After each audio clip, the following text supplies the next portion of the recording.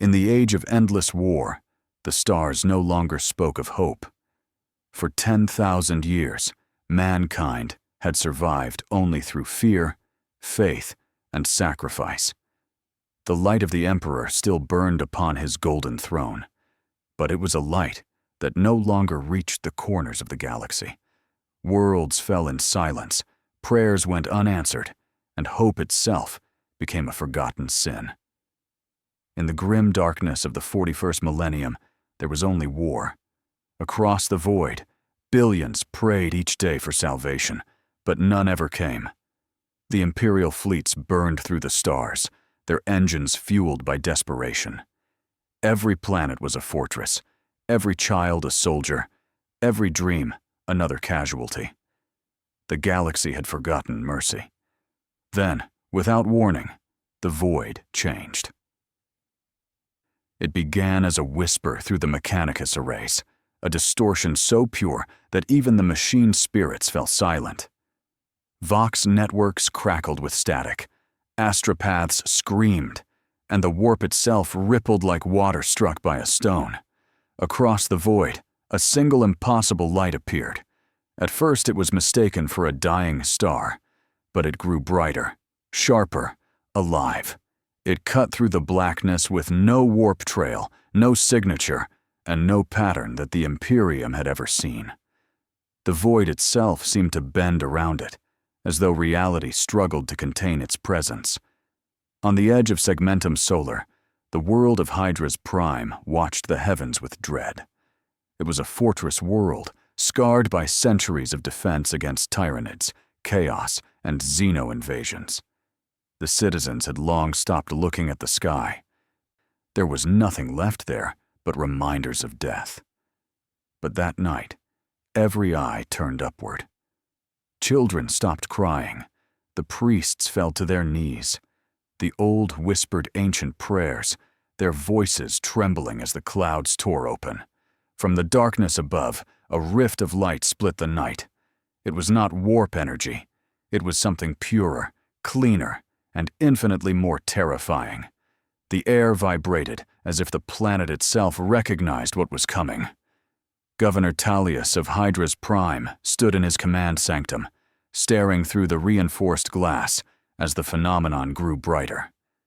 The screens behind him filled with data, thermal readings off the scale, unidentified object entering atmosphere at impossible speed. "Magos, report!" he shouted. The Mechanicus overseer turned, his mechanical voice trembling. "No signature of chaos, my lord." No trace of warp travel. The object defies all known classification. "Defies classification?" Tallius repeated, his voice low. "Then classify it now, and ready the defense grid." The order was given. The defense silos awoke from slumber. Massive cannons turned toward the sky, locking onto the falling light. The atmosphere glowed red as targeting arrays aligned. Through the clouds came the thunder of impact shockwaves. The falling object pierced through the sky like divine fire. "Fire all batteries!" A storm of missiles launched upward, streaking through the crimson clouds. But as they neared their target, the impossible happened. The light moved. It twisted, curved, and evaded every strike. The explosions flared harmlessly behind it, lighting up the night like dying stars. The governor stared in disbelief. "No human pilot can move like that," the Magos whispered. "Nor demon, my lord." Then the sky tore apart. The object slammed into the wasteland outside the Hive City, with a force that shook the planet. Dust and fire erupted in a column that reached the clouds. Buildings trembled, alarms screamed, and for a moment, all power failed. The entire world seemed to hold its breath. When the light faded, the crater remained, a wound in the earth, still glowing from the heat. The sands had turned to glass, black and smooth as obsidian. At its center, something moved. The soldiers arrived first, forming ranks along the ridge. They were trained to fight horrors from beyond the stars, yet what they saw made even their courage falter. A man stood in the center of the crater. He was tall, broad-shouldered, and unarmored.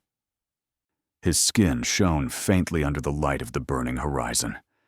A red cape fluttered behind him, untouched by the wind. His eyes glowed with quiet purpose, and across his chest lay a symbol none had ever seen. Not the Aquila, not the mark of chaos. Something older. The soldiers raised their weapons, hands shaking. "Identify yourself!" one shouted. The figure looked at them, not with anger, not with fear, but with compassion. His voice, when he spoke, carried across the Vox like a calm storm. "Your world is in danger. I am here to help." For a moment, no one spoke. The governor, watching through the feed, leaned forward. "Did he say, 'Help?'" "Yes, my lord," whispered the Vox operator. "He said, 'Help.'" The word hung in the air like a forbidden prayer. Help? No one in the Imperium used that word anymore. It was not in their doctrine. It was not in their faith. There was duty, sacrifice, and survival, but not help. Yet the man in the crater said it as if it still meant something. The soldiers did not know whether to kneel or fire. Some prayed, others wept. And high above, hidden beyond mortal sight, something vast stirred within the warp. A presence that had slept for ages turned its attention toward Hydra's prime. For the first time in millennia, a light had entered the darkness, and the darkness was watching. In a universe where hope is heresy, a man who was hope itself had just crash-landed. The crater still burned long after the fire had faded. Smoke rose from the glassed sand like the breath of a dying god. Every scanner, every Auspex array, every human heart within range felt the presence of something impossible standing at its center. Governor Tullius watched the live feed projected across the command spire. The man in red stood motionless, his figure illuminated by the dim light of the dying storm. Around him, the soldiers of Hydra's prime formed a trembling perimeter. None dared to step closer. "Do we have identification?" Tullius asked. The Magos Dominus beside him adjusted his Vox emitter. "Negative. No gene mark, no biometric signature, no record in the archives. He does not belong to any known species within Imperial record." Tullius exhaled slowly. "And yet he looks human. Yes, my lord. Disturbingly human." A soldier's voice cut through the Vox. "Governor, he is speaking again." The feed crackled. The figure raised his head. His voice rolled like thunder softened by compassion. "Your people are afraid. You need not fear me. I came because your world called for help." No one replied. No one moved. Tullius clenched his hands behind his back. "He believes he was summoned?" The Magos shook his head. No astropathic signal was sent. His arrival is unexplainable. Outside the city, the wind carried the scent of burning stone. Armored transports rolled across the wasteland toward the impact site, leaving trails of dust and oil smoke. Among the soldiers riding toward the crater was Captain Raynar Voss of the 117th Cadian Regiment. A veteran of 30 campaigns, Voss had faced Tyranids, orcs, and chaos alike, but nothing had ever made his heart pound as it did now. "Keep your weapons ready," he ordered through clenched teeth.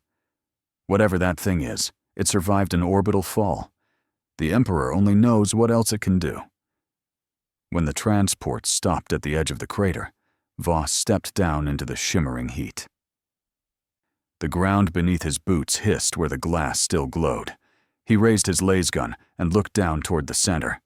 The man was standing with his hands lowered, palms open. The wind tugged at his cape. His eyes glowed faintly, not with rage, but with light itself. "Identify yourself," Voss shouted. "By order of the Imperium of Man, state your allegiance." The figure turned toward him. His voice was calm, almost gentle. "I am Kalel of another world. I fight to protect life." The words carried across the barren plain, translated by Vox units, and echoing in the ears of soldiers who had never heard such certainty. Voss lowered his weapon slightly. "Protect life?" he repeated. "You speak like a missionary." "I speak like a man who has seen too many worlds die." Something in that tone made Voss hesitate. The stranger was not pleading, not demanding. He was simply stating a truth. Overhead, the thunder rolled again. Vox units screamed warnings. "Governor Tullius, this is Central Command. Long-range sensors detect multiple warp distortions entering the system." Tullius turned sharply. "How many?" "Hundreds, my lord. They are descending fast. Tyranid signatures confirmed." The governor's face turned pale. "Contact Captain Voss. Tell him the Xenos are coming." The transmission reached the crater moments later. Soldiers began shouting, preparing their vehicles. Voss pressed a hand to his helmet. "You heard the order. Everyone fall back to the perimeter." Superman looked to the sky. Through the clouds he could already see the faint glow of descending shapes. Living ships, vast and hideous, their bodies pulsing with organic light. "They will not reach the ground," he said quietly. He rose without effort, lifting from the ground as if gravity itself had surrendered. The soldiers fell back, shielding their eyes from the shockwave of displaced air. Within seconds, he vanished into the upper atmosphere. Above the planet, night became fire. The first of the Tyranid spores broke through the cloud layer, raining acid and bone fragments across the desert. Imperial defense batteries opened fire, streaks of light clawing upward. But amid the chaos, a streak of blue and red tore through the swarm. Superman moved faster than sound. Each motion left a ripple of light behind him. He slammed into the first bioship, tearing its organic hull apart with his hands.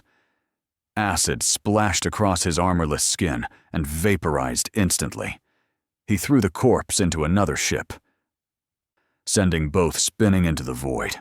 Laser fire flashed from the surface, missiles followed, and the sky became a storm of destruction.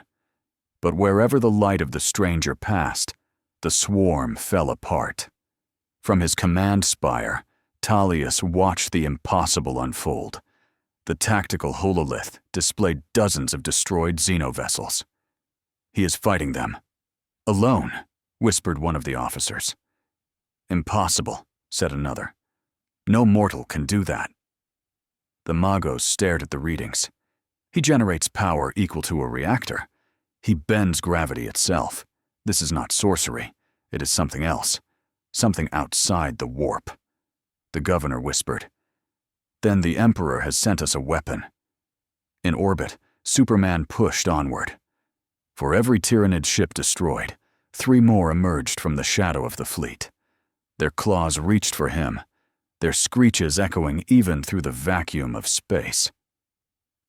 He unleashed his heat vision, twin beams cutting through the swarm, turning darkness into blinding red light. The bioships screamed as they burned, but as he struck the largest vessel, a tendril lashed out, piercing his side. For the first time since he entered this universe, he felt pain. The wound smoked, not from heat, but from corruption. The energy inside the creature was not natural. It carried the taste of the warp. He tore himself free and blasted the ship apart.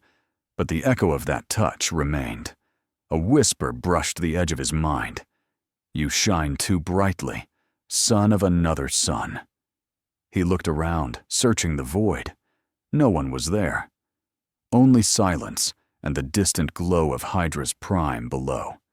He clenched his fist. "I will not fall." Hours later, the invasion was broken. The skies cleared, leaving only drifting ash and fragments of xeno flesh burning in the upper atmosphere. The planet was scarred, but alive. Superman descended slowly, landing upon the shattered plain near the city's walls. His cape was torn, His arm blackened where the creature's tendril had touched him. The soldiers who had fled earlier now returned, surrounding him once more. Captain Voss approached cautiously. "You destroyed the fleet." "They would have destroyed your world," Superman said. Voss hesitated. "You speak as if this was mercy. In the Imperium, mercy is weakness." Superman looked at him. "Then your Imperium has forgotten what strength truly means." Voss did not reply. He only stepped back as Governor Tullius arrived in his transport, escorted by armed guards. The governor stepped down, his robes trailing across the dust. He studied the stranger with tired eyes. "You saved my world, yet your existence endangers it. The Inquisition will demand your death before sunrise." "I did not come to rule," Superman said softly. "I came to help." Tullius shook his head. "Help is a word we have no use for. Here, there is only duty." Superman looked toward the burning horizon. "Then I will do my duty. I will protect the innocent." The governor's voice lowered. "Even if they call you heretic?" Superman's gaze hardened. "Especially then." Thunder rolled again in the distance.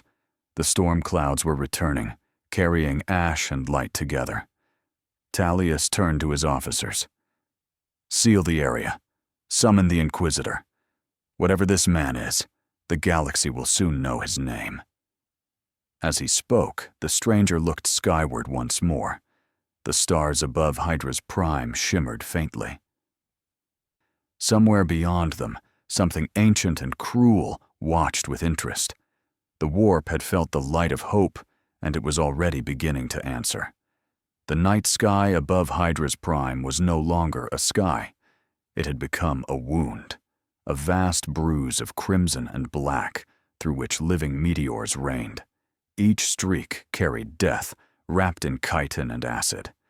Every man, woman, and child on the planet felt it in their bones before the sirens began to scream. Governor Tullius stood within the command bunker, eyes locked upon the hololithic display that mapped the planet's upper atmosphere. Dozens of red icons multiplied like infection. "Status of orbital batteries," he demanded. "Battery Alpha is operational," replied the Vox officer, sweat streaming down his neck. "Beta is offline. Power grid failure across Sector 9. Gamma reports ammunition shortage." Tullius closed his eyes for a heartbeat. "Then we fight with what we have. Initiate planetary lockdown. No civilian movement without authorization." The air shook as another impact echoed through the city. Somewhere above them, a spore the size of a cathedral had broken apart against the defense shield. Acid rain followed, eating through metal roofs and flesh alike. In the streets, chaos reigned. Civilians fled toward the lower hives, while the planetary defense regiments took positions along the walls. Heavy bolters barked thunder into the sky, ripping holes in the descending swarm. Flames lit the horizon. Through the smoke, a single streak of red and blue cut across the clouds. Superman. He moved faster than the eye could follow, intercepting one falling spore after another, reducing them to harmless fragments before they could touch the surface. Children pointed upward, some weeping, some laughing. For the first time in generations, the people of Hydra's prime witnessed something they had forgotten existed: hope. Inside the command spire, Tullius heard the shouts over the Vox. "Unidentified contact intercepting enemy spores. Single target, emitting no warp signature. My lord, it is him." "Keep all batteries clear of his flight path," Tullius ordered. "If the Emperor wills, let him strike where we cannot." The Magos beside him whispered. "He defies gravity, bends light, and survives the void. This is not technology. This is the impossible made flesh." Tullius did not answer. He watched the feed in silence, a feeling both awe and fear twisting inside him. Above the clouds, Superman fought without rest. every breath drew in the thin air of the upper atmosphere and exhaled fire. Every heartbeat became a shockwave. He smashed through the leading tendril of the swarm, shattering a spore ship with a single blow, its biological fuel detonating into a starburst behind him. But the Tyranids were endless. For every vessel destroyed, 10 more emerged from the void. They adapted, learning his patterns, surrounding him with nets of bioplasma and clouds of acidic spores. He turned within the storm, eyes burning with solar fury. Twin beams of heat carved arcs of red through the swarm. The space around him filled with molten fragments, but still they came. A vast shadow loomed ahead, the hive ship itself, a living moon of bone and rage. Superman stopped his momentum, staring at the creature that blotted out the stars. Its surface writhed with movement, thousands of feeder organisms crawling, digesting, birthing. The psychic noise emanating from it pressed against his mind like a scream. He felt something ancient behind that voice, a hunger that did not think, only consumed. He clenched his fists. "You will find nothing to feed on here." He launched himself forward. From the surface, sensors went blind. The impact between the Kryptonian and the hive ship registered as a blinding surge across all Auspex readings. The sky itself appeared to split, light pouring downward like divine fire. Moments later, fragments of the hive ship rained into the atmosphere, burning as they fell. Inside the command bunker, the crew erupted in disbelief. He did it! "The primary hive ship is gone. Impossible! No weapon could—" "He is the weapon," Talia said quietly. "The Emperor has sent us his wrath." The Magos turned one mechanical eye toward him, or his test. In orbit, Superman pushed through the wreckage.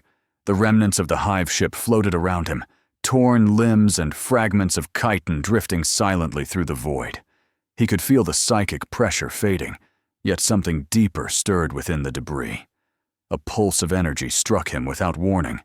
It was not a weapon, it was a thought, vast and cold, pressing into his mind. "You are light. All light is food." He gritted his teeth, focusing his will. "Get out of my head." The voice grew stronger, echoing from everywhere at once. "You burn bright. You will burn for us." Pain seared through his temples. His eyes flared red, forcing the intrusion back, but the strain left a lingering ache behind his skull. He realized, for the first time, that this universe fought on levels beyond the physical. The enemy attacked not only flesh, but soul. He flew downward, re-entering the atmosphere in a trail of fire. On the surface, the second wave had already landed. Biopods burst open, releasing hordes of creatures, gaunts, hormagaunts, and towering carnifexes that thundered through the industrial districts. Captain Raynar Voss commanded the 117th from a burned-out hab block near the east wall. His voice came harsh over the Vox. "Hold your positions. Do not let them breach the perimeter. Emperor, guide our hands." Las fire filled the night. Artillery shells turned the streets into oceans of dust and blood. Every explosion revealed another line of advancing beasts. Then a shadow crossed the battlefield, and the roar of the guns faltered. Superman descended like a meteor, striking the ground with enough force to throw the swarm backward. The shockwave shattered glass for miles. He rose from the crater he had made, eyes glowing. "Fall back behind me." No one moved. Soldiers stared as he walked forward into the tide of monsters. He met the first Carnifex head-on. Its claws swung with the weight of tanks, but his hands caught them easily. Muscles tightened. The creature screamed as he crushed its carapace inward and hurled the corpse into its brethren. Heat vision followed, cutting lines through the horde. The battlefield became a storm of red light and ash. "Emperor, preserve us," whispered one trooper. "He fights like a Primarch reborn." Captain Voss raised his Vox. All units, regroup. Support the stranger. The order spread across the lines, disbelief fading into desperate hope.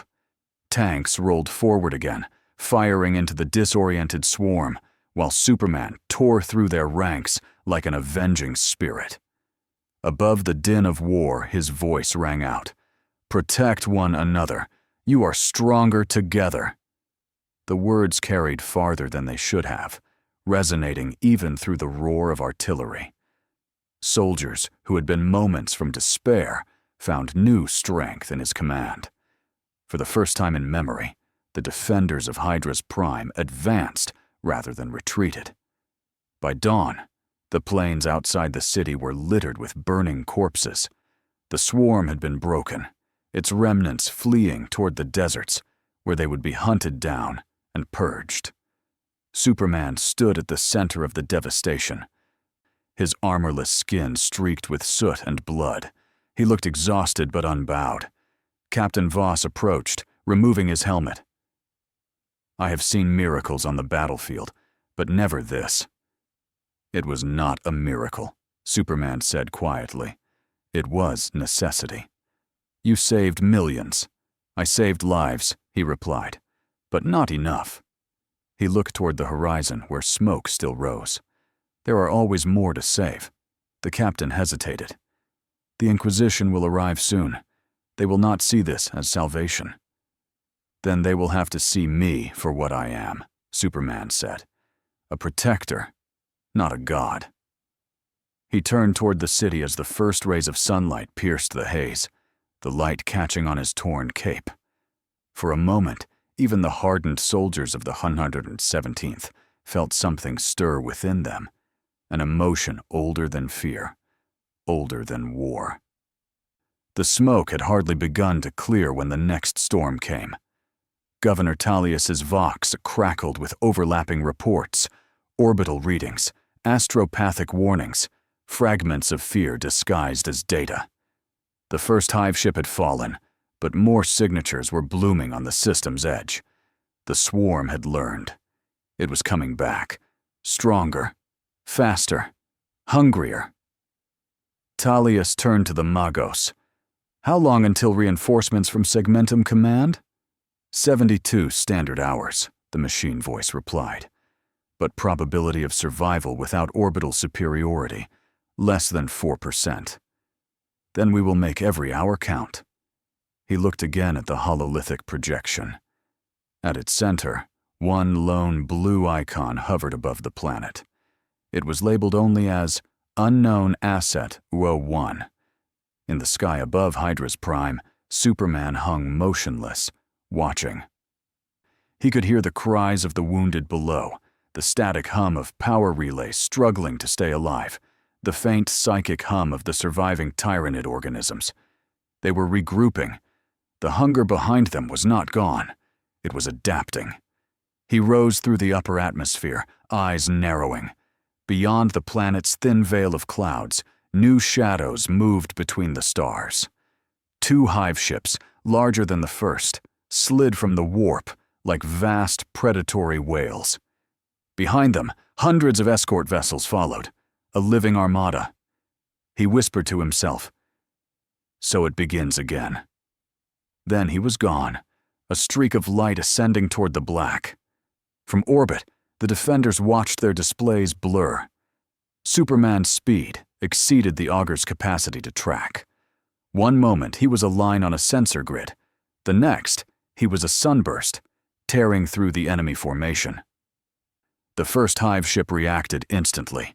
Massive biocannons opened fire, vomiting bolts of acid and plasma. Superman dodged, weaving through the storm, every movement faster than thought. He closed the distance, striking with a blow that shook the void. The creature screamed in frequencies no human ear could hear as its hull ruptured, spilling molten ichor into space. Yet the second ship had already adjusted. From its flanks, thousands of spore mines detached and accelerated toward him. Each was a living bomb, programmed to detonate on proximity. He flew directly into them. The detonations lit the night side of the planet like sunrise. For several long seconds, even the hardened officers in the command spire believed he had been consumed. Then the light cleared, and he was still there. Scarred, smoking, but alive. He exhaled, the breath forming a blast of freezing air that solidified the remaining spores into crystal before shattering them apart. Below, Captain Voss coordinated the ground forces. Evacuate sectors 12 through 15. Maintain perimeter. Prepare for secondary impacts. He paused, listening to the distant rumble of the orbital battle. Whatever that thing is up there, may the Emperor watch over him. One of his sergeants, younger and less disciplined, muttered, "Feels like he is watching over us through him, sir." Voss did not rebuke the comment. He only whispered, "Mind your faith, soldier. The Inquisition hears everything." In the upper atmosphere, a fragment of the destroyed hive ship broke apart and began to fall. It was miles wide, a mountain of burning bone. If it struck the surface, it would annihilate the capital hive. Superman saw it tumbling below him. He adjusted his trajectory, slammed both hands into the fragment, and pushed. The mass resisted like a continent refusing to move. Muscles strained, the glow of re-entry wrapping him in fire. Slowly, impossibly, the fragment curved away from the planet's pull. He hurled it toward the system's sun, watching until it vanished into the star's glare. The effort left him momentarily weakened, his hearing filled with the faint, whispering chorus of the tyrannid hive mind, still searching for him, still hungry. He shook off the sound and dove back toward the battlefield. Hours later, the main body of the swarm broke atmosphere. Dozens of bioships descended, disgorging new horrors upon the cities and agricultural plains. The night turned green with plasma fire and red with blood. Superman landed amidst the inferno, meeting the vanguard of the swarm alone. His fists blurred. Every impact was thunder. Beasts the size of fortresses crumbled before him. Yet even as he fought, he noticed their evolution, their armor thickening, their claws secreting a toxin that hissed against his skin. He could be hurt here. That realization was new and dangerous. Within the command bunker, the Magos observed. "The organism is learning his biology," he said flatly, "adapting for penetration. Predictive models suggest fatal compromise within hours." Talius clenched his jaw. "Then we end this before that happens. Redirect every orbital platform. Focus fire on the densest clusters. He will clear what we cannot reach." He turned to the Vox. "And broadcast to every surviving regiment. Fight beside the blue-clad warrior. He stands with humanity." Across the planet, weary soldiers heard the message. It was not an order. It was a revelation. For the first time, the Imperium's countless voices cried the same name in unison, though they did not know its origin. The Lightbearer, the Sky Guardian. Superman fought for 30 straight hours. He did not sleep, did not falter. He tore hive tendrils from the ground, froze acid rivers with his breath, and used collapsed towers as weapons. The planet itself seemed to tremble beneath his fury. But the cost was immense. For every creature he destroyed, thousands more spawned in the upper atmosphere. The endless cycle of consumption could not be broken by strength alone. During a lull between assaults, he stood upon the shattered wall of the capital hive, breathing heavily. His cape was little more than tatters. The armor of his chest bore deep scars. He looked to the heavens where the swarm still gathered. His vision extended beyond sight, past clouds and void, until he perceived the distant shimmer of the warp itself, an ocean of madness pressing against reality's skin. He whispered, "How do you fight something that never ends?" The answer came not from the stars, but from the ground below, a choir of voices singing hymns to the Emperor. Amidst the ruin, humanity still prayed. Their faith was their weapon. It was fragile, desperate, but it endured. He closed his eyes and listened. The sound steadied him. When the third hive ship descended, it found him waiting. This time, he did not charge blindly. He flew beneath its carapace, targeting the creature's nerve clusters with precision heat vision. He tore open its sensory sacs, blinding it. The massive organism convulsed, crashing into its own brood. The Magos's monitors flared red. Chain reaction detected. Energy surge within the hive synapse network. Talia stared. Is he doing what I think he is doing? Yes, the Magos replied. He is severing the hive mind's link. In orbit, the hive ship screamed silently as its psychic network collapsed. The shockwave rippled through the swarm below. Without guidance, the lesser organisms turned on each other, confused and enraged. The sky filled with fire and shadows as the planet's defenders pushed forward to finish what he had begun. When silence finally returned, it was the silence of exhaustion. The Tyranids were dead or fleeing. The plains were oceans of ash. The air tasted of iron. Superman landed before the governor's palace, surrounded by soldiers who could barely stand. Talius approached slowly, the banner of the Imperium fluttering behind him. You have delivered us from extinction, the governor said. No words can express. Superman raised a hand. Save them for your people. They fought harder than anyone should have to. Talia studied him carefully. What are you? A man, Superman answered after a pause. From another world, a world that believed in hope. The Magos stepped forward, lenses whirring. Then hope walks among us again.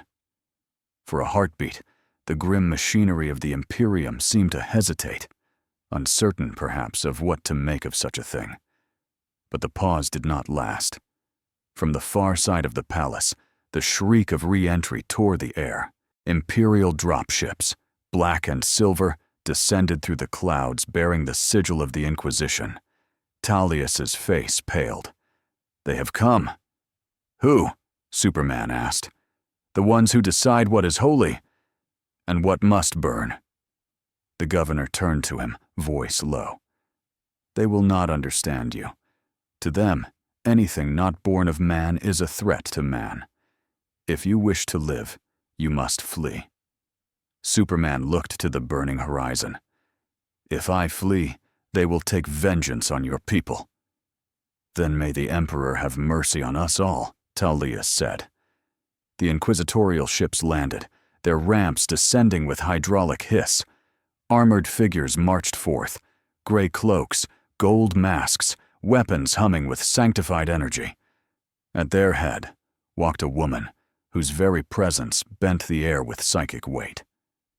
Inquisitor Varain, Talius whispered. Emperor, protect us. The woman stopped before Superman, eyes unreadable behind her mask. You are no demon, she said, and yet no man. Explain yourself before I decide which you shall be. Superman met her gaze. My name is Kal-El of Krypton. I came through fire to save this world. Then you will answer to the Emperor himself for the gift of that fire, Varain said. Until then, you are under the custody of the Holy Inquisition.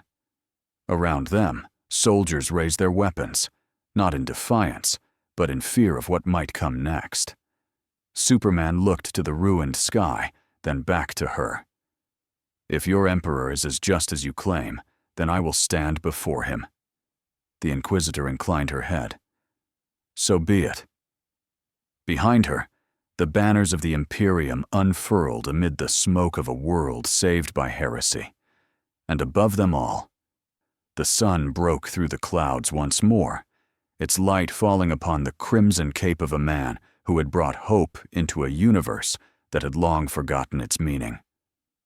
The thunder of the inquisitorial gunship faded as its engines cooled. The air inside the landing bay of the Sanctum Veritas shimmered with residual heat. mingled with the scent of oil, incense, and sanctified ash. Steel walls, etched with wards of protection, vibrated faintly as containment fields were raised around the new arrival. Kal-El stepped forward slowly, hands open, cape torn but still crimson. Around him, the chamber filled with soldiers, stormtroopers of the Inquisition, their armor polished obsidian, their eyes hidden behind black lenses. They aimed plasma carbines with the precision of men long trained to destroy miracles before they could bloom. Inquisitor Varain followed him up the ramp, her voice steady but heavy with ritual gravity. Seal the bay. Activate psychic dampeners. Let no word or whisper of this reach the Vox network until I decree. The bay lights dimmed to crimson. Servo skulls drifted overhead, projecting holy scripture in wavering gold letters. Kal-El's gaze lingered on one line that repeated across the walls. Ignorance is a blessing, for knowledge invites corruption. He frowned slightly. Your people worship fear, as if it were wisdom. Varain regarded him in silence, her mask hiding every emotion. We worship survival, she answered. In this galaxy, survival is holiness. The corridors of the Sanctum Veritas stretched endlessly. Gothic arches rose like the ribs of some titanic beast. Incense smoke curled in the air, mingling with the ozone scent of energy weapons. Every few meters, purity seals fluttered from steel bulkheads, handwritten prayers against the corruption of the warp. Kal-El walked between two lines of guards. His bare feet left prints of scorched metal where he stepped.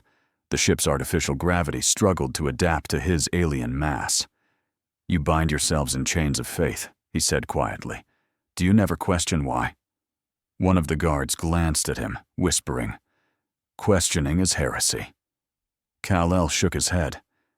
Then you will never be free. The remark earned him a strike. A rifle butt slammed into his back. It did not hurt, but the sound echoed sharply through the corridor. Varain did not intervene. Freedom, she said as they walked, is a luxury of safe worlds. We have none. They entered the Hall of Judgment. The vast chamber glowed with the pale light of burning oils. Thousands of candles flickered beneath stained glass, depicting scenes of divine torment. The Emperor casting demons into fire, saints kneeling in agony before salvation. At the center stood a circular platform of black marble, surrounded by cables, rune stones, and a ring of psychic amplifiers. The device hummed with restrained violence. The cognitator of truth, Varain explained. It will read your mind. Kal-El studied the machine. You will not find what you seek there. That is for the Emperor to decide. He stepped onto the platform without resistance. Restraints of liquid metal rose from the floor, forming a lattice around his arms and chest. Holy water hissed as it touched his skin, steam rising in thin veils. Across the chamber, adepts and sanctioned psychers took their places, their heads shaved, their eyes glowing with warp light. Varain raised her staff. By the authority of the Holy Inquisition, I invoke the Emperor's gaze. Reveal the truth of this being before corruption takes root. The air darkened. For a moment, Kal-El was everywhere. The psycher's minds touched his like a flood. Images surged. Memory, emotion, color, sound, all dragged through the veil of another's perception. He stood again on Krypton, watching the red sun flare as the planet tore itself apart. He saw Earth, his adopted home, the faces of his parents. Lois, the endless cities gleaming with peace. The psychers recoiled, gasping. One screamed as her mind tried to comprehend what she saw. A world without war, without hunger. It is a lie, hissed another, bleeding from his nose. A warp illusion, Kal-El's voice thundered, shaking the marble beneath him. It is truth. You cannot imagine it because you have forgotten what truth feels like. Varaine slammed her staff against the floor, psychic energy radiating from the impact. Enough! The machine faltered, sparks scattering into the air. The restraints dissolved, unable to contain him. Kal-El stepped down slowly. Around him, the adepts knelt, trembling. Varaine's voice was calm but cold. You claim to be a savior, yet even your memories bring madness. How can something that pure exist without the warp? Because hope does not come from gods, he replied.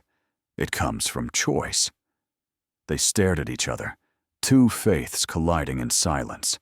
Then the alarms began to sound. Warp turbulence, shouted a Vox operator. Massive psychic interference, no translation signature. Something is reaching for us. Varaine turned toward the command dais. Raise all Geller fields to maximum. Prepare exorcism protocols. Kal-El closed his eyes. He could feel it too. The same psychic weight he had encountered during the Tyranid invasion, but deeper, older, darker. A whisper that slithered through thought itself. You burn bright, Kryptonian. Let me taste the light. He staggered, gripping the edge of a console as the voice scraped against his mind. Varaine saw his reaction. What is it? Are you connected to this? No, he said through clenched teeth, but it knows me. The air rippled. Candles flickered out one by one. From the center of the hall, a tear in reality bloomed. Small at first, then widening, bleeding crimson light. Shadows took shape within, forming tendrils that clawed toward the living. A demon incursion, cried one of the psychers. Varaine raised her staff. Form ranks, in the Emperor's name! Kal-El's instincts took over. He moved faster than any mortal eye could track, slamming into the forming portal, forcing it closed with sheer physical will. Energy exploded outward, hurling priests and soldiers to the floor. When the light faded, the rift was gone, and he stood in its place, breathing hard, his chest scorched with dark veins that pulsed faintly. Varaine approached slowly. You touched the warp. I stopped it. You invited it. That corruption is the cost of protecting you, he interrupted. Do not speak to me of purity while you hide behind fear. The soldiers raised their weapons again, uncertain. Varaine lifted a hand, stopping them. Her eyes behind the mask were unreadable. You fight with strength, I cannot deny, she said softly. But strength without faith is chaos. Even hope in excess can damn the soul. Then perhaps your soul needs less fear, Kal-El answered. For a long time, neither spoke. Only the hum of the dying machine filled the silence. Hours passed. The ship stabilized. In the aftermath, reports spread through the decks. Some claimed the stranger had saved them. Others whispered he had nearly doomed them. The crew prayed louder than before. Kal-El sat alone in a chamber of containment glass, staring through the viewport at the stars. Varaine entered quietly, her armor still scorched. You should rest, she said. I do not tire easily. You are still bleeding. He looked down. The black veins along his chest had spread slightly, faintly glowing. It is nothing. It is corruption, she said bluntly. Our tech priests can only slow it. You cannot remain in the material realm for long. I will endure. Varaine stood beside him, gazing at the void. Do you know what the Emperor once dreamed of? Unity. Understanding. He built an empire to save humanity from itself. But in doing so, he created the thing he feared most, a people who no longer question, who no longer think. Her tone softened. When I saw you tear through the Tyranid swarm, I thought perhaps you were his messenger. Now I think you are his mirror. Kal-El turned to her. If your Emperor truly seeks understanding, then perhaps he should see me. She hesitated. You do not understand what you are asking. The Emperor has not spoken directly to anyone in 10 millennia. His will is interpreted through visions and dreams. Then tell your visions this, Kal-El said. I will not be judged by silence. Later, in the command sanctum, Varain stood before a column of light that projected the sigils of Terra. The astropathic choir chanted in the background, their voices echoing through the ship as psychic energy filled the air. By decree of the Senatorum Imperialis, intoned a mechanized voice through the vox, the anomaly-designated Kryptonian is to be transported to Terra for direct judgment before the Golden Throne. Gasps filled the chamber. The adepts bowed in reverence. Varain closed her eyes briefly, then whispered, "So it begins." She turned to her officers. "Prepare for warp transit. Assign Grey Knight escort. None are to speak of this outside the chain of command. If the Emperor himself calls for the stranger, we will deliver him." Kal-El stood once more in the landing bay, surrounded by the hum of engines and the scent of sanctified oil. Varain approached him. "Your wish has been granted," she said. "You will face the Emperor." He looked at her carefully. "You sound as if you doubt that is a gift." "Meeting God is rarely a mercy," she replied. "It is a reckoning." He nodded once. "Then let us see whose truth survives the light." The ship's alarms signaled warp ignition. Gravity shifted. The universe outside the viewport distorted, twisting into impossible geometries. As the Sanctum Veritas entered the immaterium, Kal-El watched the stars stretch into rivers of light and darkness intertwined. He whispered to himself, "Another world, another test. Hope endures." Behind him, Varain turned away, her expression hidden, her mind filled with unspoken fears. The warp howled around them like a living sea, and far away, on the distant throne of Terra, an ancient consciousness stirred. For the first time in centuries, the Emperor of mankind opened his eyes. The Sanctum Veritas drifted through the immaterium like a cathedral lost in a storm. Beyond its armored hull lay no stars, only the living sea of the warp, an endless expanse of colorless fire, shadow, and whispering thought. The ship's Geller field flared around it like a halo, a trembling bubble of sanity holding back the madness of unreality. Kal-El stood before a viewport in the observation chapel, hands clasped behind his back. The void outside rippled, shapes forming and dissolving within the shifting mist. He could hear them, not with ears, but within the quiet corners of his mind. Voices without bodies, dreams without form. They whispered his name in 1,000 forgotten tongues. "You do not belong here, child of light.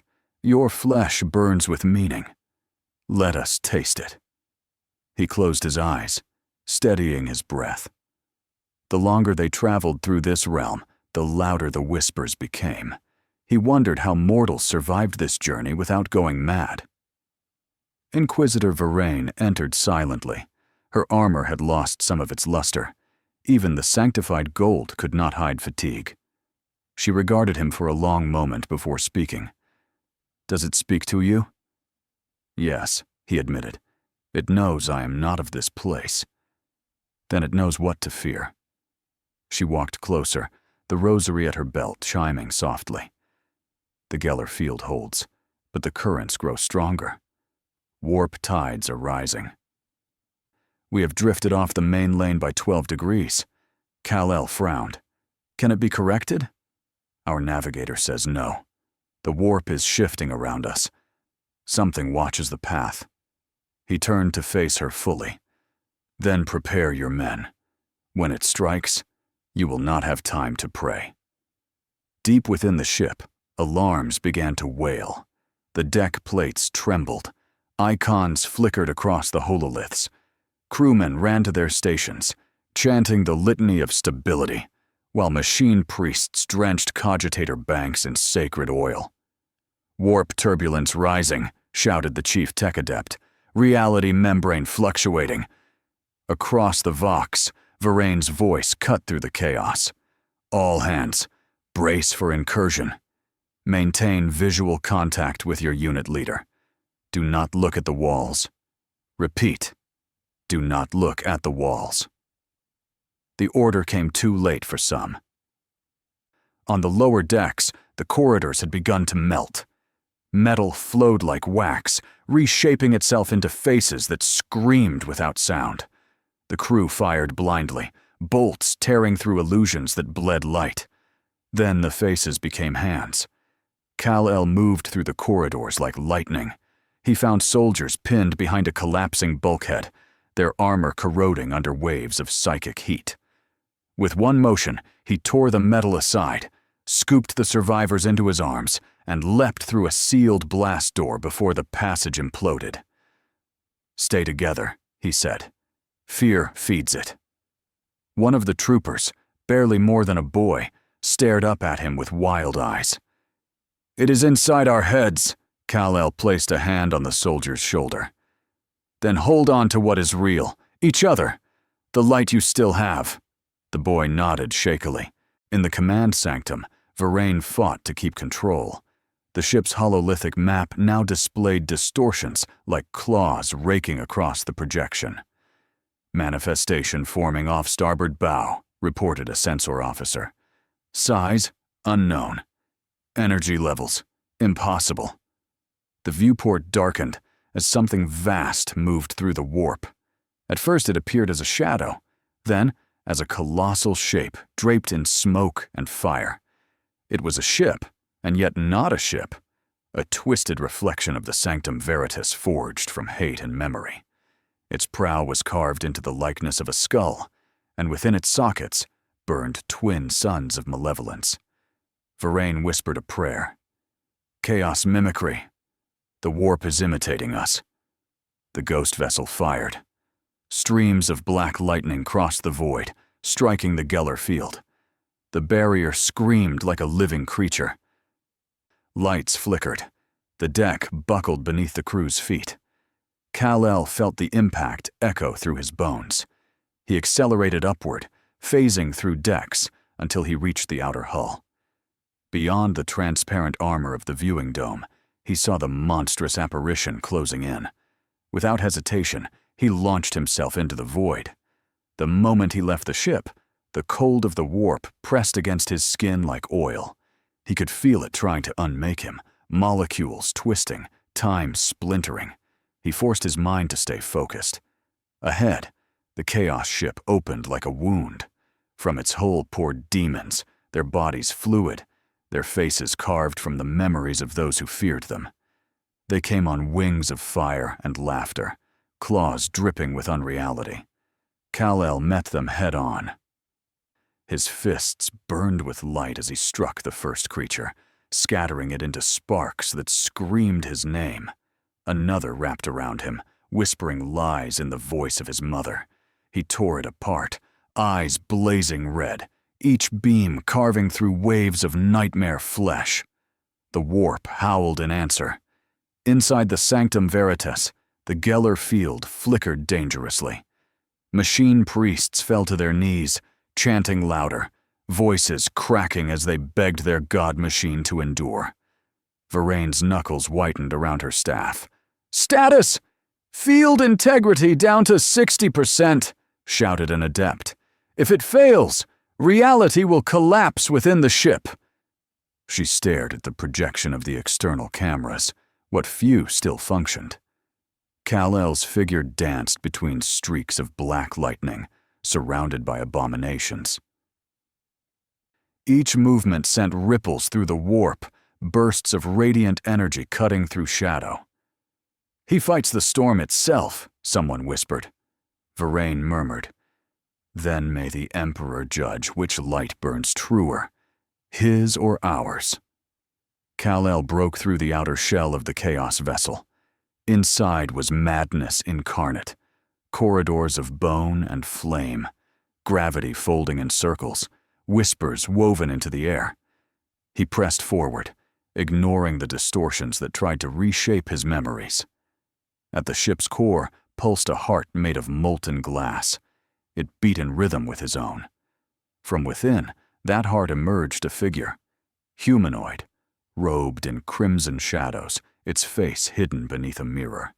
When it spoke, the sound was every voice he had ever loved and lost. Kal-El, savior of worlds, even here you pretend at mercy. Who are you? He demanded. A reflection. The possibility you deny. You fight to save life, but you cannot save all. That failure will break you, and when it does, I will be born. He stepped closer. You are nothing. I am what this galaxy will make of you. The figure raised a hand. Darkness erupted outward. Varain watched helplessly as external readings spiked. Energy surge, beyond measurable range. He is inside the entity. Can we pull him out? No method. He is beyond our reach. The warp storm swelled, lightning crawling across the hull. Crewmen bled from their eyes as the ship's machine spirit screamed through every Vox channel. Varain closed her eyes. Emperor, grant him strength. If he falls, we all fall. Inside the Chaos vessel, Kal-El staggered under the psychic assault. Visions flooded his mind, cities burning. People kneeling before statues of himself, his hands soaked in blood. Each illusion whispered, "This is what hope becomes here."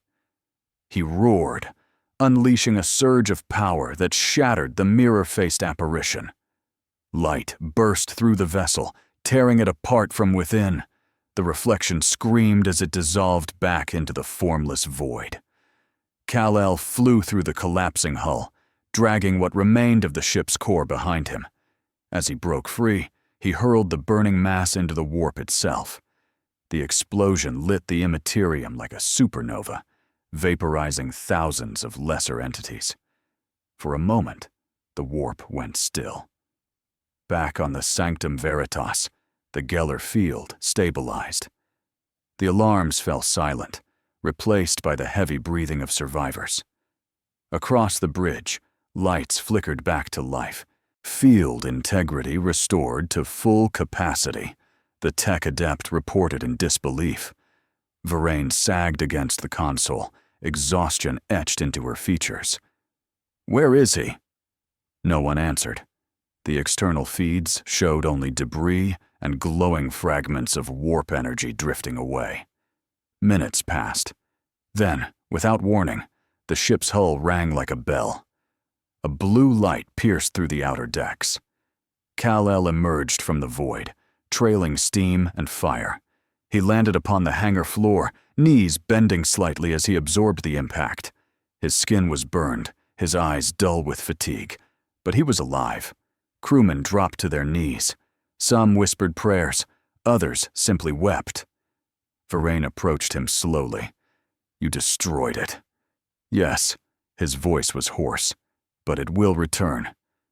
The warp always hungers. You should be dead. So should all of you. For the first time, she smiled beneath her mask, a brief human expression. Then perhaps miracles still exist. Days passed as the Sanctum Veritas repaired itself. The journey resumed, the warp quieter now, subdued by the wound he had left within it.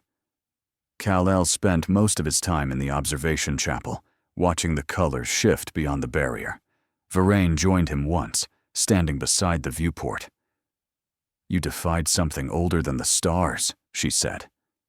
Why? Because fear should not rule life, he answered.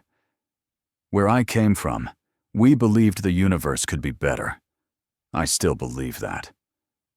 You believe in impossible things. He turned toward her. So did your emperor once. Her silence was heavy, but not hostile. When the Sanctum Veritas finally emerged from the warp, the crew fell to their knees. Before them stretched the cradle of humanity. Terra, the throne world, a planet of fire and gold. Its surface glowed with the light of 1,000,000 shrines, its orbit crowded with defense moons and sanctified fleets. Even Kal-El felt the gravity of its presence, not physical, but spiritual, a pressure that reached through the void and demanded reverence. Varane's voice was quiet. "We have arrived." Kal-El gazed upon the world below, its beauty scarred, its oceans gone, its cities towering like tombs. "So, this is the heart of your Imperium." "Yes," she said. "And the heart always decides what must be sacrificed to keep the body alive." He nodded slowly. "Then let us see if it still remembers how to beat." The ship descended toward the planet's golden haze. Behind them, the warp closed like a wound, leaving silence in its wake. The descent through Terra's atmosphere was a pilgrimage in itself. The sky burned gold with pollutants and the glow of endless manufactoria. Pilgrim fleets crawled through the clouds, each bearing billions of souls who had spent their lives praying for a glimpse of the throne world.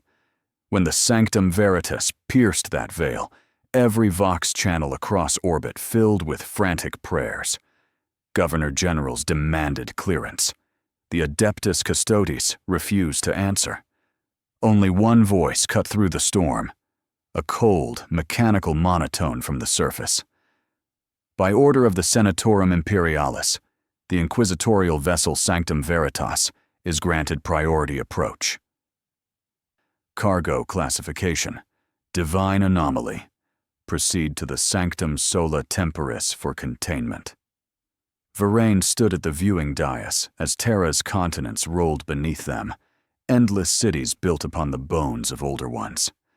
Kal-El stood beside her, silent. Even he could feel it, the weight of 10,000 years of faith pressing down from the planet below. It was as if the entire world was watching him. In the high Palatine hall of the Senatorum, the lords of the Imperium had already gathered. The vaulted chamber glowed with candlelight and hollow runes. Armored custodians guarded the periphery, their spears humming faintly. At the central table sat 12 figures, the High Lords of Terra. They argued not in whispers, but in thunder. "The Inquisition plays with heresy," roared Lord Militant Arcturus. "An alien claiming divinity? Burn it before the people hear of it." "The people already whisper," countered the ecclesiarch, her jeweled mitre trembling with indignation. "They call him the Star Saint. Pilgrims chant his name across the void." A Mechanicus representative clattered his metal hands. "Our sensors recorded energies not of the warp, nor of any known particle. To destroy such a phenomenon would be to destroy potential truth." "Truth is irrelevant if it threatens faith," snapped the ecclesiarch. The Lord Militant slammed his fist. "Hope is dangerous. Hope breeds rebellion." The chamber fell into silence until the Grand Inquisitor rose. "Enough," he said. "The Emperor himself has summoned the entity. None of you outrank his will." Those words ended every argument. Within the lower sanctum, Varane awaited her orders. She watched Kal-El kneel as Custodes affixed golden restraints around his wrists, not to hold him, but to signify humility before the throne. "Are these necessary?" he asked quietly. "They are tradition," she said. "Even Primarchs knelt here once." He studied the walls, thousands of marble reliefs depicting saints burning, martyrs smiling as they died, warriors kneeling before a faceless god. "Your traditions are built on suffering." "Because suffering is proof of devotion," she replied. He looked at her, eyes calm. "Where I come from, compassion was proof." Varane could not answer. She only gestured for the guards to proceed. As the elevators carried them deeper, the air grew heavy with incense and machine song. Kal-El could hear the thrum of something vast beneath the stone, a heartbeat that was not flesh, but machinery and will. The corridor ended before a gate of gold 20 meters high. guarded by 10 custodians whose armor gleamed like the sun. One of them spoke. "The Emperor has granted audience. Only the Anomaly and the Inquisitor may pass." Varaine nodded to her entourage. "Wait here." The gate opened. In the council chamber above, the High Lords continued to watch through psychic relay. The Ecclesiarch whispered, "If he speaks, it will be the first time in 1,000 generations." No one breathed. Kal-El stepped into the throne hall. It was larger than any cathedral he had ever seen. The ceiling disappeared into radiant mist. At the far end rose the golden throne, a mountain of gold and wires, a fusion of faith and machine that pulsed with dim light. Upon it sat the Emperor of mankind. What remained of him was both terrible and beautiful, a skeletal giant wreathed in energy, eyes closed, the hum of his power echoing like a chorus of suns. Kal-El felt the air vibrate with consciousness. Every atom in his body wanted to kneel, but he forced himself to stand. Then, without movement, a voice filled the chamber. It was not sound, but certainty. "You are not of my making." "I am not," Kal-El answered, "but I am of life. I came because your people were dying. They have always been dying. I kept them from extinction. Who are you to judge my design? A man who still believes they can be saved." For the first time in 10 millennia, the Emperor's eyes opened. Golden light poured from them, illuminating the chamber. The custodies outside fell to their knees. Varaine covered her face with her cloak. "You speak of hope in a universe that devours it." "Then let me show you what hope looks like," Kal-El said. "Not worship, not obedience, choice." The light dimmed. The Emperor's voice grew almost gentle. "Perhaps that is why the warp fears you." Outside, the psychic relay overloaded. The High Lords staggered as waves of light burst through the hall. Alarms rang. The Ecclesiarch screamed, "He speaks! The Emperor speaks!" Across the surface of Terra, billions felt the pulse.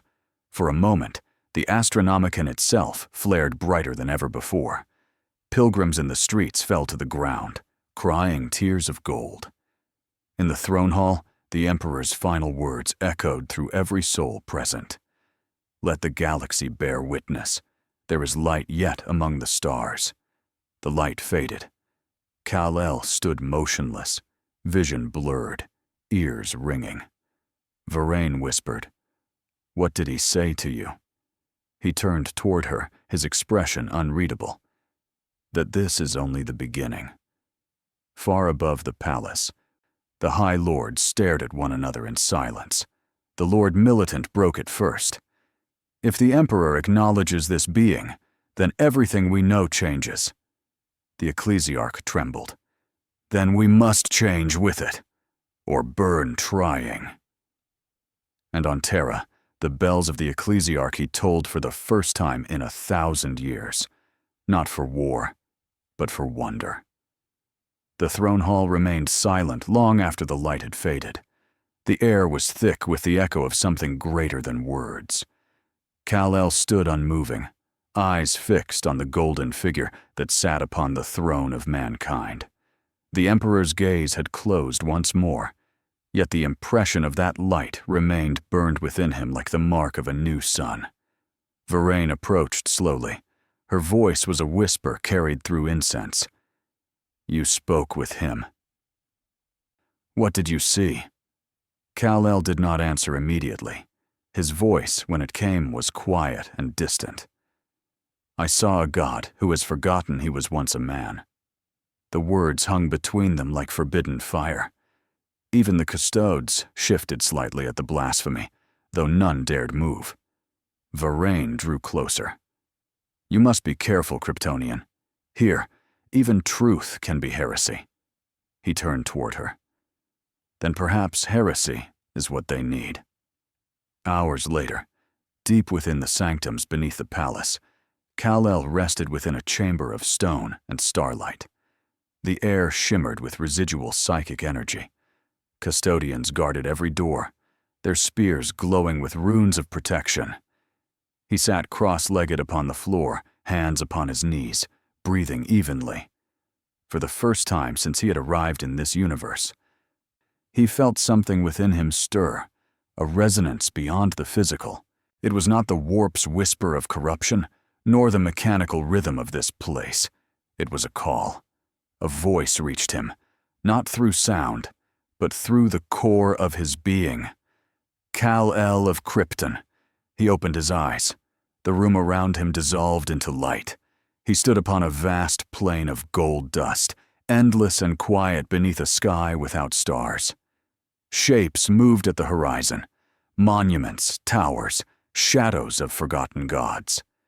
At the center stood a single figure, radiant and still, wrapped in robes of burning light, the Emperor. Yet this was not the dying form upon the throne. This was the being he had been before 10,000 years of war. The man, the conqueror, the dreamer. When he spoke, his voice rolled like thunder across eternity. You have crossed the veil without the warp's permission. Few have done so and remained whole. I was called, Kal-El answered. You wished to see if I was worthy. I wish to understand what you are. I am what your people could be, Kal-El said. I am what they were meant to be before fear taught them obedience. The Emperor's eyes burned brighter. You claim to bring hope, yet hope creates rebellion. Rebellion feeds chaos.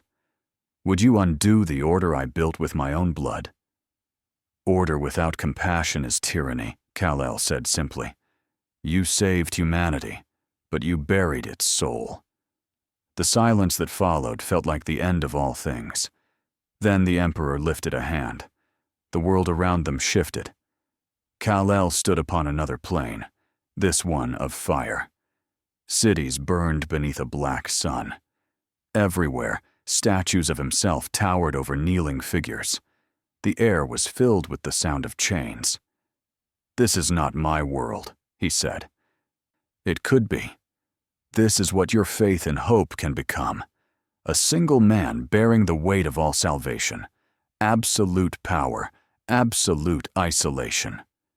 Kal-El stared at the twisted reflection of his own face carved into stone. He reached out and crushed the image, turning it to dust. I do not want worship. I want them to stand beside me, not beneath me. Then show me. The world shifted again. Now he stood upon Hydra's prime once more, but the sky was red, and the bodies of the fallen covered the ground. Varain lay among them, her eyes lifeless, her staff broken. The Tyranids had returned, and this time no one had survived. Kal-El knelt beside her. Why show me this? Because this is what happens when you refuse to become more than man. Mortals die. Faith dies. The galaxy dies. He bowed his head. I will not rule through fear. I will protect them because it is right, not because it is easy. Then you have chosen the harder path. Light engulfed him again. He awoke upon the floor of the sanctum, heart pounding. The custodians had not moved, but Varain was now standing at the threshold, her expression unreadable. You were gone, she said. Your body was here, but your mind vanished. The tech priests believed you dead. Kal-El rose slowly. I was tested. She stepped closer. And what judgment was given? He looked upward, toward the ceiling of gold and iron.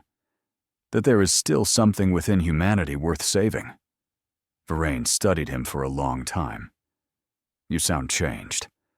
I am, he said. The Emperor showed me what he fears most. Not chaos, not death, but hope that is stronger than faith. Hope cannot feed armies, she replied. No, Kal-El said softly, but it can stop them from needing one. The following day, the bells of Terra tolled again. From the palace's highest tower, the Custodes unfurled a new banner. White trimmed in gold, bearing not the Aquila, but a single stylized sun. To most, it meant nothing, another ceremonial symbol among many. To those who had seen the Kryptonian's light, it meant the beginning of something the Imperium had forgotten long ago. The legend of the Starborn spread quietly, whispered through the ranks of pilgrims and soldiers alike. They said he had spoken with the Emperor and lived. They said he had been called not to destroy, but to remind. In the chambers below, Kal-El stood once more at the viewport, watching the polluted sky. He could hear the endless voices of Terra, billions crying, working, worshipping. Each sound was a heartbeat. Each heartbeat was life. Varaine joined him silently. "Where will you go now?" she asked. He smiled faintly. "Where I am needed. The galaxy will not welcome you. Then I will teach it how." He turned toward the light breaking through the clouds, and for a fleeting instant, Terra seemed almost beautiful again. The bells of Terra had not yet fallen silent when the summons came again. A vibration ran through the marble of the palace, subtle yet unignorable, as though the very bones of the world had remembered a heartbeat. Custodians halted mid-stride. Tech priests froze with prayers half-spoken. Every sensor, every psychic ward, every living soul upon the throne world felt the pull. The Emperor was awake. Kal-El had known the feeling before, the pressure of divinity against mortal reason. But this time, it came not as a whisper. It was a command. The golden doors opened without touch, and light flooded the corridor like liquid fire. He stepped forward. The throne chamber was darker now. The incense that burned within it seemed heavier, the air thick with ancient memory. The Emperor's body sat unmoving, but his psychic presence filled the room like a storm. Each pulse of thought pressed against Kal-El's mind with impossible weight. "You have walked among my servants," the Emperor's voice declared, a sound that existed inside the skull and nowhere else. "You have seen their fear, their devotion, their limits. Tell me what you have learned." Kal-El bowed his head slightly, not in submission, but in respect. "I have learned that faith can build empires," he said, "but it can also chain them. They fight because they have forgotten what they are fighting for. They fight because they must. There is no peace, Kryptonian. There is only survival. The warp hungers for our extinction." "Survival is not life," Kal-El replied. "Your people endure, but they do not live. They obey, but they do not understand. You have made them strong by breaking them." A ripple of psychic energy moved through the room. The custodians at the far edge took an involuntary step back. The Emperor's light flared brighter. "And you would do better? A stranger from a dead world? A god who denies his own divinity?" "I am no god," Kal-El said firmly. "That is why I can see what you cannot. You have become so vast that you no longer hear them. The child praying in the hive. The worker dying beneath a collapsed spire. The soldier who still believes he fights for mercy. They are your people, yet they cannot touch you." "I hear them always," the Emperor thundered. "Their cries sustain the beacon that holds the Imperium together. Without me, there would be nothing." Kal-El met the blazing eyes upon the throne. "Then let them see more than a throne." The chamber fell away. He stood once more within the psychic sea, a horizonless expanse of gold and shadow. The Emperor appeared before him, not as corpse or machine, but as pure radiance given shape.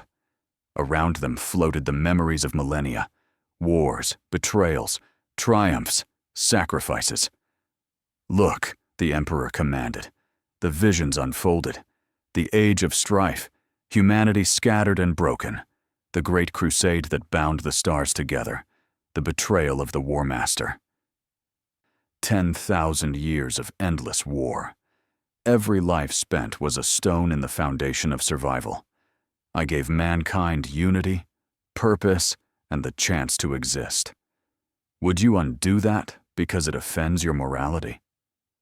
Kal-El watched the images of entire worlds burning. I would remind them why existence matters. You taught them to fear chaos, but not to love life. Love is weakness in this universe. Then perhaps this universe needs weakness. The Emperor regarded him in silence, the psychic currents swirling. You speak as one who has never faced eternity. The warp has no mercy. Its gods feed upon emotion, hope no less than despair.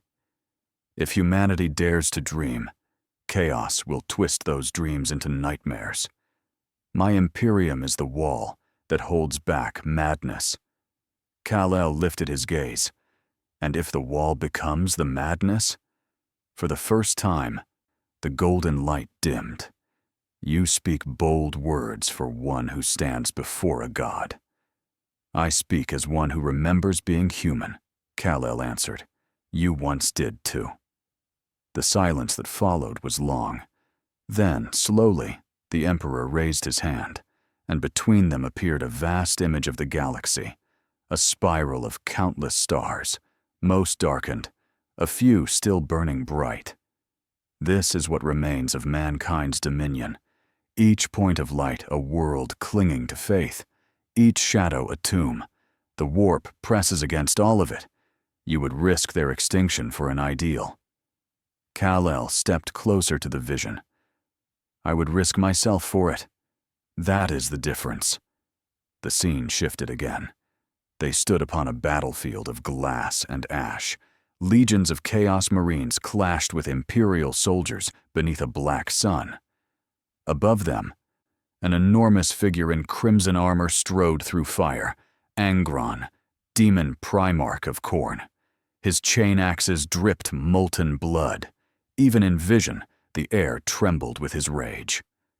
This is the enemy you would face with compassion, the Emperor said. Kal-El looked upon the horror without flinching. I have faced gods before. I have seen darkness that devoured worlds. But even then, I chose to save rather than to rule. And did it save your world? Kal-El's jaw tightened. No, but it kept us human. The Emperor's presence pressed closer until Kal-El could feel the heat of psychic fire across his skin. Perhaps that is what I summoned you to remember for me. Kal-El frowned. What do you mean? Once, long ago, before the heresy, before the thrones and the wars, I too believed that man could be better, but the galaxy broke that belief. It is not that I do not wish to give them peace, Kal-El. It is that I no longer know how. The confession was not shouted, but it carried the weight of 10,000 years. Kal-El stepped forward and placed his hand against the field of light that separated them. You cannot rebuild what you have forgotten until you see it again. And you would be that vision? No, Kal-El said quietly, but I can be a reminder. For the first time, the Emperor's radiance softened. The psychic storm became calm seas. Then hear my offer, Shield of Terra. The title rang like a bell through the immaterial void. I would make you my instrument, not a Primarch, not a saint, but a bridge between what humanity was and what it must become. You will walk among them as light in the darkness, neither worshipped nor denied. Will you bear that burden? Kal-El looked once more at the galaxy hanging between them, the infinite points of light struggling against the black. He saw worlds that had forgotten compassion, children raised to kneel before guns, priests who prayed louder than they listened. He saw hope flickering, faint but alive. I will bear it, he said, but not as your slave, as your equal. The Emperor's laughter echoed, not cruel but ancient. Equality among gods is an illusion, yet perhaps it is one worth dreaming of. The light intensified until it filled everything. Kal-El felt power surge through him, not domination, but communion. Energy poured into every cell of his body, yet it was tempered by understanding rather than pride. The corruption that had once lingered in his veins burned away completely. The blue of his suit deepened to imperial cobalt. The crimson of his cape shimmered with gold trim. Upon his chest, the symbol of hope merged with the twin-headed aquila. 2 wings, 1 Kryptonian, 1 imperial, joined in defiance of despair. When the light faded, Kal-El knelt upon the floor of the throne chamber once more. The custodian stood motionless. Varaine waited at the threshold, awe and fear warring upon her masked face. The Emperor's voice resounded for all present to hear, rolling like thunder through the palace. "Behold the shield of the Emperor, protector of mankind, last son of a fallen world. Let all who serve me know that where he walks, my light walks also." Every soul within the chamber fell to their knees. Kal-El remained kneeling, head bowed, not in submission, but in silent acceptance of the weight he now carried. Varaine approached when the echoes faded. "Do you understand what you have become?" she asked softly. He looked up at her, eyes still glowing faintly with golden light.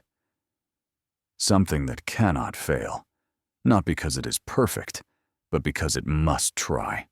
She hesitated. "And if the Imperium uses your power to destroy rather than to protect, then I will remind it what protection truly means." He turned toward the throne one last time. "Your people will follow me because they still want to believe. I will make sure that belief becomes more than fear." "Then go, shield of the Emperor," the divine voice replied, already fading back into stillness. "The galaxy waits for its test." Outside, the storm clouds above the Imperial Palace broke apart. Sunlight, pale and filtered through polluted skies, touched the towers for the first time in years. Pilgrims across the surface looked upward and saw the light and whispered a new name, the Starborn Shield. And upon the highest spire, Kal-El stood alone for a moment, cape stirring in the wind that should not have existed so high above Terra's atmosphere. He could feel the Emperor's presence within him, distant, immense, yet no longer unreachable. For the first time since he had arrived in this universe, he felt not lost, but chosen. The grim darkness of the far future had gained a new color. It was not gold, nor crimson. It was the color of dawn. The storms of Terra had faded, but their echo lingered through the psychic tides of the Imperium. Across 1,000 worlds, dreams changed. Men and women who had long forgotten the warmth of sunlight awoke with a strange feeling, something they could not name. It was not faith. It was hope. Kal-El stood aboard a cathedral ship that drifted through the void above Terra. Its hull gleamed with golden engravings, and within its sanctum the sigil of the Aquila burned beside a new symbol, the Kryptonian crest, intertwined with the double-headed eagle. Varaine stood at his side, her hands clasped behind her back. "The Imperium moves quickly," she said. "Your name already spreads through the Vox channels. Some call you a saint, others call you heresy." Kal-El gazed at the stars through the viewing glass. "I did not come to be worshipped. I came to serve." "And yet," she replied, "service and worship are often the same thing in this galaxy." He turned to face her fully. "If faith in me saves a single life, then let them call it what they wish. But I will never be another god who demands obedience." The ship's engines rumbled as the navigator announced their destination. Carthion 9, a hive world on the edge of the Segmentum Solar. Reports spoke of rebellion, starvation, and whispers of chaos. The Inquisition had sent 3 fleets already. None had returned. Varaine's tone was measured. "The ecclesiarchy wishes to make an example, a public cleansing to restore fear." Kal-El's eyes hardened. "Fear cannot hold a people together forever." "Perhaps not," she said, "but it keeps them in line." He stepped closer to the viewport, watching the planet's poisoned clouds swirl below. Then it is time they learn another way. When the Starborn descended from the sky, the citizens of Carthion 9 thought it was judgment. His arrival split the clouds like a blade of light. Factory workers and refugees fell to their knees, believing an angel had come to deliver the Emperor's wrath. But he did not strike. He landed in the midst of the rioting streets, among the desperate and the dying. Blades and lasguns turned toward him. He raised no hand. "Enough," he said. The word carried across the city like thunder. Every weapon trembled. Every heart stopped for a breath. A warlord stepped forward, his armor painted with the marks of chaos. "You wear the Aquila, stranger," the man sneered. "Yet you speak of mercy. You will find none here." Kal-El walked toward him calmly, each footstep shaking the ground. "Then I will bring it myself." The warlord fired. Bolts of plasma struck Kal-El's chest and dispersed harmlessly. He caught the man's weapon, crushed it, and lifted him by the collar. "You could have chosen to build," Kal-El said quietly. "You chose to destroy. You are free to make that choice, but you are never free from its consequence." He set the man down unharmed and turned to the crowd. "This world has suffered enough. You do not need gods. You need each other." High above, Inquisitor Varain watched the broadcast unfold across Imperial Vox networks. Her aides shifted uneasily. "This is sedition," one whispered. "He speaks against the creed itself." Varain's gaze never left the screen. "Perhaps," she murmured, "or perhaps it is something older than creed." The governor's palace demanded orbital bombardment. The ecclesiarch's priests screamed for excommunication. But when Kal-El spoke, the rebellion ceased without a single death.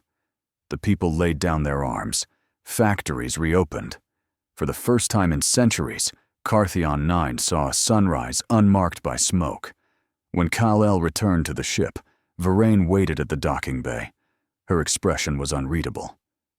"The Inquisition will demand explanation," she said. "Then tell them the truth," he replied. "That a foreign god refused to kill heretics." "That a man remembered mercy," he corrected. Varain exhaled slowly. "You are changing things faster than anyone can control." "Good," Kal-El said. "Perhaps control is the problem."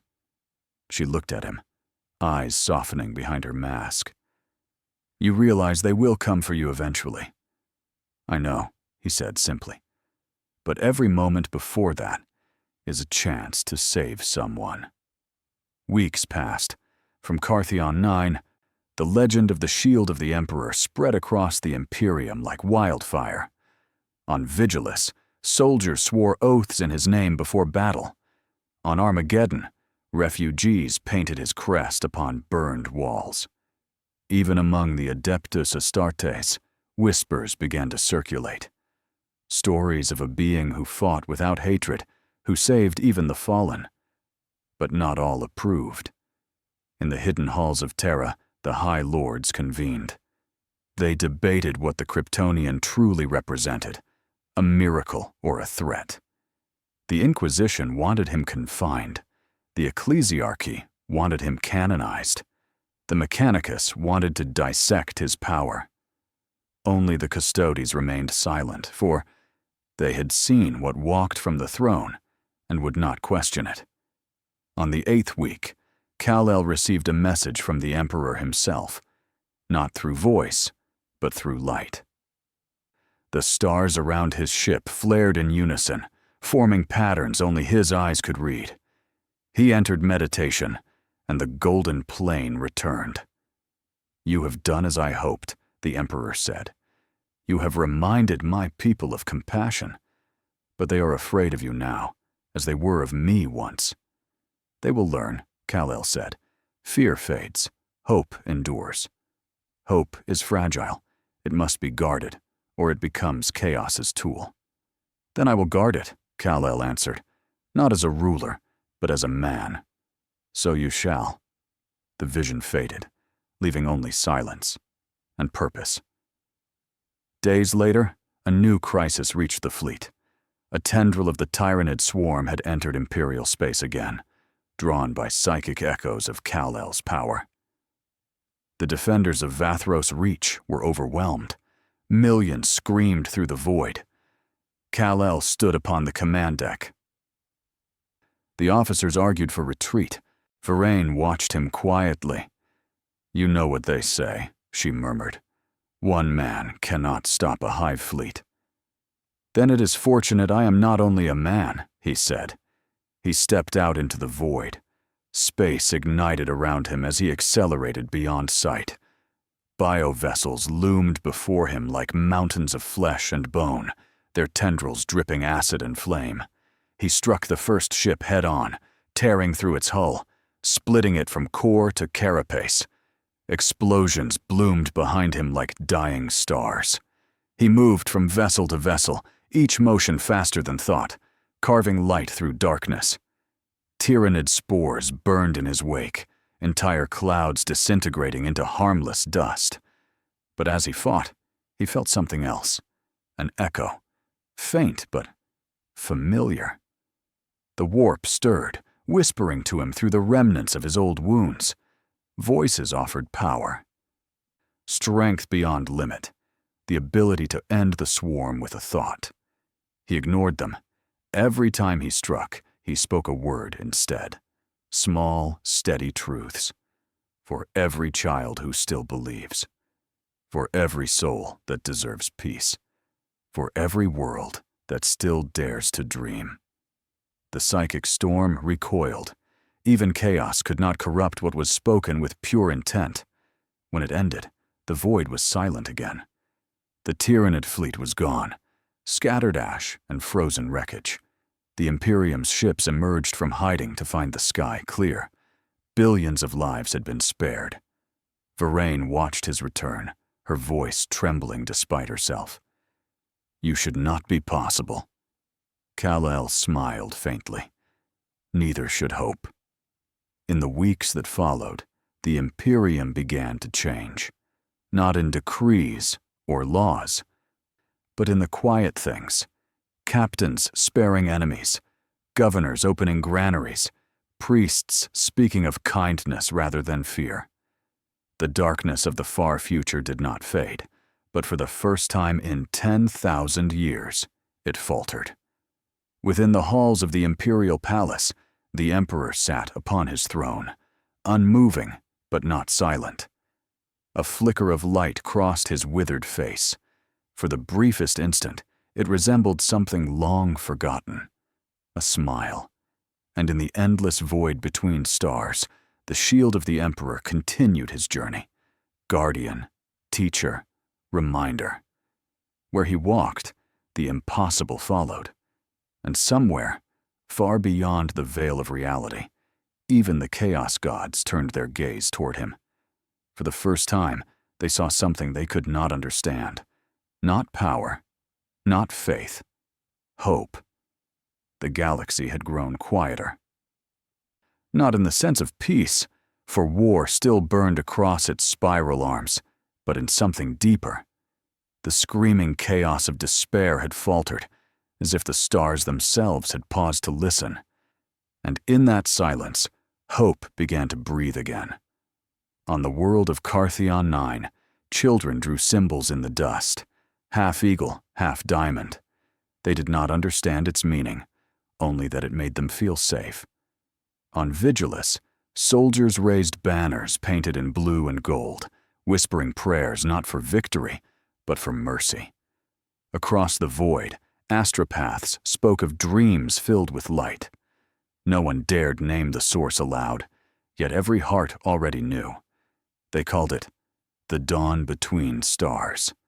High above Terra, aboard the sanctified vessel Sanctum Veritas, Inquisitor Varaine stood before a new mural carved into the chapel wall. It depicted a figure wrapped in a crimson cape, standing between two suns, one golden, one red. Beneath the carving were words inscribed in High Gothic.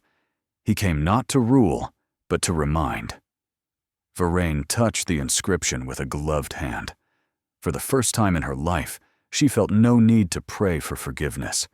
She had seen a miracle, and had learned that miracles were not meant to be hidden behind ritual. They were meant to be lived. Far from Terra, beyond the edge of Imperial control, the shield of the Emperor flew between twin stars that burned side by side. Their light shimmered upon the shattered hulls of forgotten worlds. He drifted in silence, arms crossed, listening to the hum of cosmic wind. Everywhere he had gone since Terra, he had seen the same truth repeated. People were capable of greatness when reminded of it. They needed no miracles, no gods, no tyrants, only the courage to hope. He had faced the Emperor's fire, the warp's temptation, and the endless hunger of the void. He had learned that strength was not in how much one could destroy, but in how much one could protect. And yet, even now, he wondered whether the light he carried would survive the darkness of ages. He descended toward a barren moon where refugees had gathered, survivors of a world devoured by the Tyranids. Their ships were broken. Their faith was gone. When they saw him land, they did not kneel. They simply watched, hollow-eyed and silent. Kal-El spoke softly, so his voice carried to all of them. I cannot promise you peace. I cannot promise safety. But I can promise this. If you stand together, you will not fall alone. A child stepped forward, holding a cracked relic of the Aquila. It is broken, she said. He smiled gently. Then let us fix it. Together they lifted the broken wings and bound them with new metal, reforged not in fear, but in unity. When the wind rose, it caught the edges of his cape, and for a heartbeat, the refugees saw the shadow of the double symbol, 2 wings, 2 suns. In the warp's endless depths, unseen by mortal eyes, the Chaos Gods watched. Khorne snarled. Tzeentch whispered. Slaanesh smiled. Nurgle sighed. They argued over what the new light meant. Was it a threat? A toy? A spark soon to die? But even they felt it. The one thing they had never truly known. Something beyond their grasp. Something they could not twist. Hope. And so, for the first time in eternity, the warp hesitated. Back on Terra. Within the Golden Throne, a faint ripple stirred through the machinery. The Adeptus Mechanicus rushed to record it, declaring it an anomaly. The Custodes said nothing, for they understood. The Emperor dreamed. In his dream, he saw 2 suns rising over the galaxy, one his own golden flame, the other alien yet familiar, crimson and pure. They did not eclipse each other. They shone together, casting light upon a future even he could not predict. And in that dream, the Emperor smiled. On the moon of the refugees, Kal-El stood upon a hill overlooking the rebuilding camps. Children laughed below. Fires burned warm instead of hungry. He looked to the sky, where the twin suns burned like eyes upon the horizon. 2 suns, he murmured. 2 worlds. 1 hope. Varaine's voice came over the Vox. You have done what the Imperium could not in 10,000 years. You made them believe without fear. I only reminded them, he said. The light was always theirs. What will you do now? She asked. He looked outward, where the stars stretched endlessly. Keep reminding them. A gust of solar wind swept across the plain, lifting dust and light together. For a moment, it looked as though the universe itself bowed in quiet respect. Kal-El rose into the sky, his silhouette cutting across the twin suns. To those below, it looked as though a bridge had formed between the lights, one that no darkness could destroy. As he ascended beyond sight, his final words echoed across the Vox, across the hearts of every soul who still listened. In every shadow, there is a light waiting to be seen. In every man, there is the strength to find it. Protect that, and you protect everything. In the grim darkness of the far future, there was still only war. But somewhere within that endless night, a single man of light still flew, not as a god, not as a weapon, but as a reminder that even in a galaxy that had forgotten mercy, hope could still rise. And when the twin suns aligned across the void, those who looked up swore they saw his shadow pass between them, a symbol not of fear, but of faith renewed.